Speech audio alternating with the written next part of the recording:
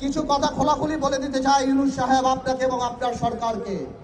ইদানিংকালে আমরা দেখতে পাচ্ছি আপনার কিছু উপদেষ্টাদের কিছু কথাবার্তায় সরকার নামানো আর সরকার চালানো এক কথা না।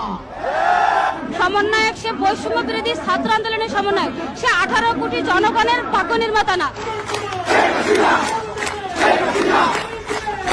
বিজয় দিবসে শেখ হাসিনা ও গণতন্ত্রকে ফিরিয়ে আনতে মাঠে নেমে কঠোর হুঁশিয়ারি দিলেন পার্থ।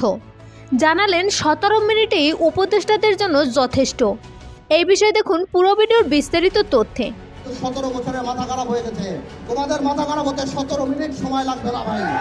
শেখ হাসিনাকে দেশ ত্যাগ করতে বাধ্য করছিল বর্তমান সরকারের উপদেষ্টারা, কিন্তু শেখ হাসিনা দেশ ত্যাগের পর বর্তমানে আবারও গরম হয়ে আছে রাজনীতির মাঠ।